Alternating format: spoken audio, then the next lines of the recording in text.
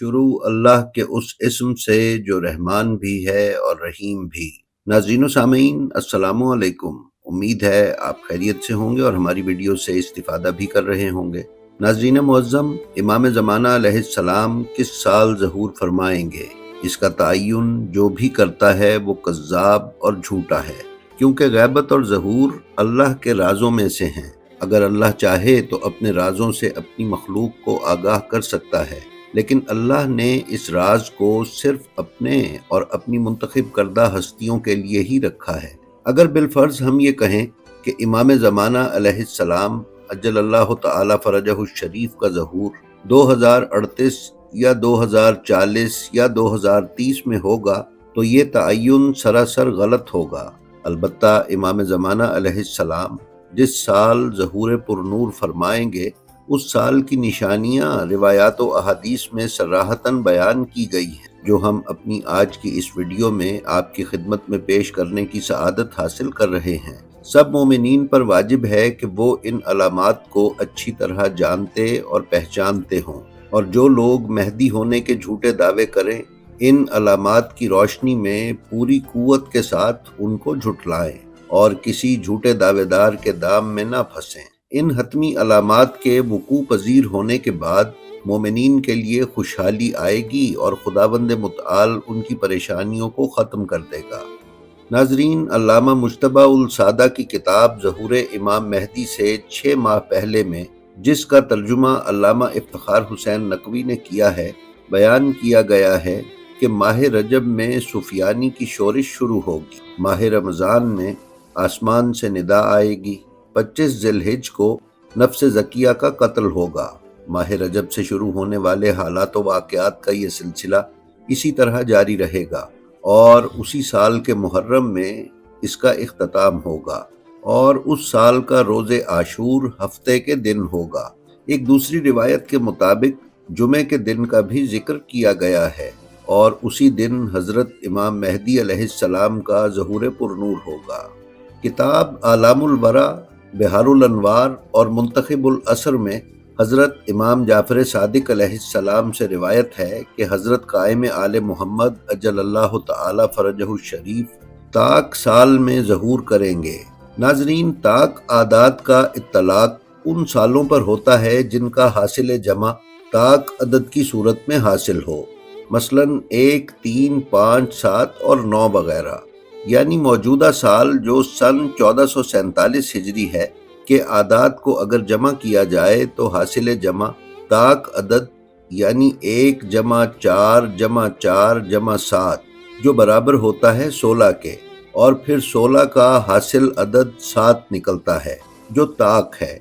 लिहाजा 1447 हिजरी ताक साल है, लेकिन इस साल यौम आशूर बरोज़ मंगल होगा। लिहाजा इमाम अलैहिस्सलाम का ज़हूर पुरनूर जिस साल में होगा उसके आदात का हासिल जमा ताक अदद होगा, लेकिन दिन जुमे या हफ्ते का होगा। नाजरीन, ये हदीस ज़हूर के साल को इजमाली तौर पर बयान कर रही है, लेकिन कुछ रिवायात और हैं जो ज़हूर के साल को इससे ज़्यादा मुशख्खस और वाज़े करके बयान करती हैं। शेख मुफीद की किताब अल इरशाद और आलाम में अबू बसीर से इमाम जाफ़र सादिक अलैहिस्सलाम की रिवायत को नकल किया गया है, जिसमें आप अलैहिस्सलाम ने फरमाया कि हज़रत कायम आशूरा के दिन क़याम फरमाएंगे, और ये वो दिन है कि जब हज़रत इमाम हुसैन अलैहिस्सलाम इब्ने अली को कत्ल किया गया। गोया मैं देख रहा हूँ कि वो हफ्ते का दिन है और मुहर्रमुल हराम का आशूरा है। आप रुकन और मकाम के दरमियान खड़े हैं, जिब्राईल आपके सामने बैत के लिए आवाज़ दे रहे हैं। आपके शिया जो ज़मीन के अतराफ में फैले होंगे, वो सब के सब हर तरफ से खींच कर आपके गिर्द जमा हो जाएंगे, फिर आपके हाथ पर बैत करेंगे। बस अल्लाह ताला आपके वसीले से अदालत और इंसाफ के साथ ज़मीन को इस तरह भर देगा जिस तरह वो जुल्म और जौर से भर चुकी होगी। नाजरीन, अल्लामा मुज्तबा उल सादा फरमाते हैं कि हम उस साल का अंदाज़ा इस्लामी कैलेंडर के एतबार से कुछ इस तरह लगा सकते हैं कि ऐसे ताक साल जिनमें मुहर्रमुल हराम की 10 तारीख जुमे या हफ्ते के दिन की हो, امام علیہ السلام کے ظہور کی امید کی جا سکتی ہے۔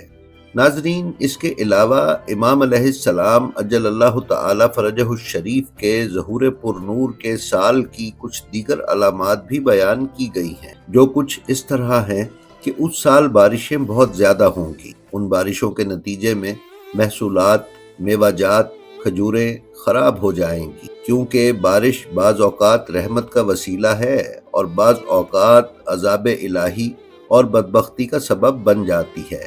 حضرت امام جعفر صادق علیہ السلام ارشاد فرماتے ہیں کہ حضرت قائم علیہ السلام کے ظہور سے پہلے بہت زیادہ بارشیں ہوں گی۔ ان بارشوں سے پھل، میوہ جات، محصولات اور درختوں پر لگی کھجوریں خراب اور فاسد ہو جائیں گی۔ تم لوگ اس واقعے کے رونما ہونے کے بارے میں شک مت کرنا۔ اسی طرح امام جعفر صادق علیہ السلام سے ایک اور روایت یہ ہے کہ کامیابی اور فتح کے دن دریائے فرات امڈ پڑے گا، اس کا پانی کوفہ کے گلی کوچوں میں داخل ہو جائے گا۔ لہذا ناظرین، جس سال امام علیہ السلام کا ظہور ہوگا اس سال بے تحاشا بارشیں ہوں گی، جس سے دریائے فرات میں طغیانی آ جائے گی اور عراق اور خصوصاً کوفہ میں بڑا سیلاب آئے گا۔ حضرت سعید نے اس طرح نقل کیا ہے کہ جس سال میں حضرت قائم علیہ السلام قیام فرمائیں گے، زمین پر 25 بارشیں برسیں گی۔ تم ان بارشوں کے اثرات و برکات کا مشاہدہ کرو گے، یعنی بارشوں کے 25 خوفناک سلسلے ہوں گے جو دریائے فرات میں سیلاب اور طغیانی کا باعث ہوں گے۔ ناظرین، ہم نے اپنی پچھلی ویڈیو میں آپ کی خدمت میں بل گیٹس کے ایجنڈا 2030 پر روشنی ڈالی تھی اور دجال اور بل گیٹس کے موسموں کو کنٹرول کر کے اور سورج کی حرارت کو گھٹانے بڑھانے کے تجربات سے آپ کو آگاہ کیا تھا، جس کے نتیجے میں دنیا میں موسمیاتی تغیر و تبدل بڑے پیمانے پر دیکھا جا رہا ہے اور بے موسم بارشیں اور بارشوں کے طویل ترین سلسلے مشاہدے میں آ رہے ہیں۔ آپ اس موضوع پر مزید معلومات کے لیے ہماری وہ ویڈیو دیکھ سکتے ہیں۔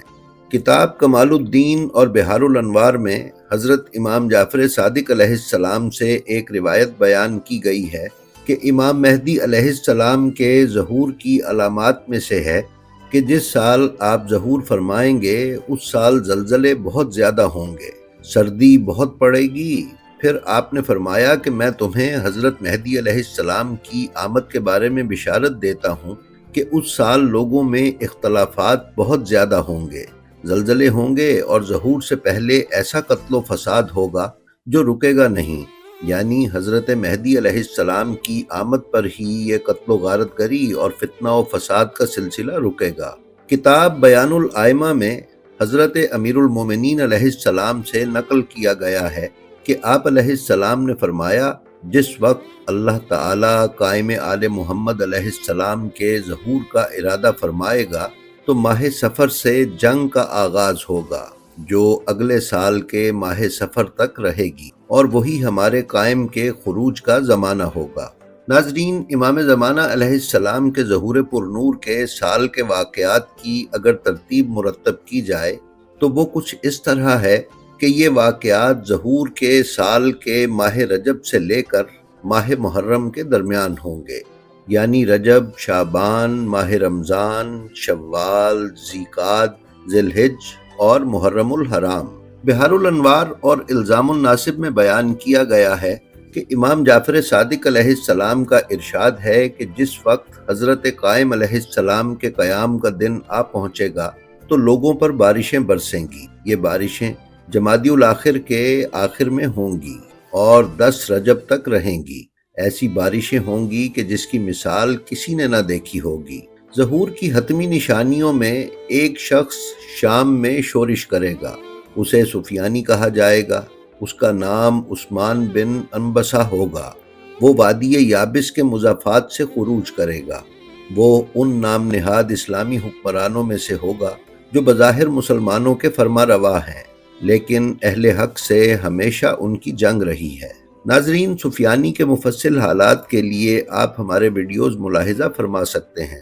سفیانی کے خروج کا مہینہ روایات کے مطابق ماہ رجب ہے۔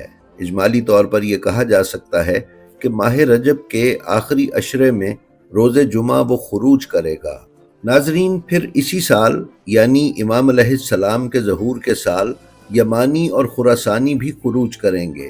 سفیانی جب کوفہ پر دھاوا بولے گا اور مومنین کا قتل عام کرے گا تو یہ دونوں کوفہ کے مظلوموں کی مدد کریں گے اور سفیانی کی افواج کو کوفہ سے باہر دھکیل دیں گے، اور پھر سفیانی کا پیچھا کرتے ہوئے اردن اور فلسطین تک جا پہنچیں گے، جہاں پر حضرت امام مہدی علیہ السلام کی افواج اور سفیانی کی افواج کے درمیان آخری معرکہ لڑا جائے گا۔ یہ تمام تر کیفیت کتاب غیبت نعمانی اور الزام الناصب میں بیان کی گئی ہے۔ امام علیہ السلام کے ظہور کے سال میں فلسطین، شام، عراق، ایران اور حجاز مقدس میدان جنگ بنا ہوا ہوگا۔ یہ پورا علاقہ عالمی طاقتوں کی آماج گاہ ہوگا۔ بنیادی طور پر جنگ دو گروہوں اور دو جماعتوں کے درمیان لڑی جا رہی ہوگی، جن میں سے ایک حضرت امام مہدی علیہ السلام کے حامی اور ناصران ہیں، جبکہ دوسرے حضرت امام مہدی علیہ السلام کے مخالفین ہوں گے۔ جس طرح ابھی حال میں ہی امریکہ اور اسرائیل نے اس موجودہ جنگ کو مذہبی رنگ دے کر مقدس جنگ بنانے کی کوشش کی ہے، اور امریکہ کے ایک اہلکار نے سرکاری طور پر بھی یہ کہا ہے کہ وہ امام مہدی علیہ السلام کے خلاف بھی جنگ لڑیں گے۔ اسی طرح امام مہدی علیہ السلام کے ناصرین کا گروہ امام علیہ السلام کی عالمی حکومت کے لیے زمین ہموار کر رہا ہوگا، جبکہ مغربی اتحادی سفیانی یا اینٹی کرائسٹ یا یہودیوں کے مسایہ کے لیے راہ ہموار کر رہے ہوں گے۔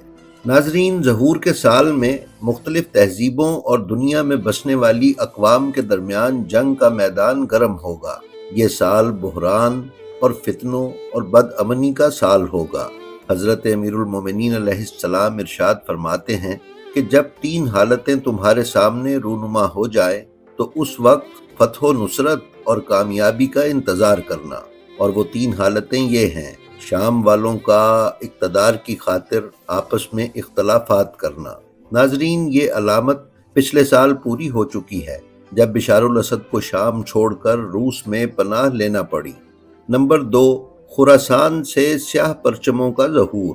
علامہ مجتبیٰ السادہ کے مطابق خراسان سے مراد پورا ایران ہے، لہٰذا ایرانیوں سے سیاہ پرچموں کا ظہور شاید اس وقت ہو کہ جب ایران کی زمین پر مخالف فوج اترے اور ایرانی فوج سیاہ جھنڈوں کے ساتھ حرکت میں آئے۔ نمبر 3، ماہ رمضان میں لوگوں کے درمیان شدید خوف اور پریشانی۔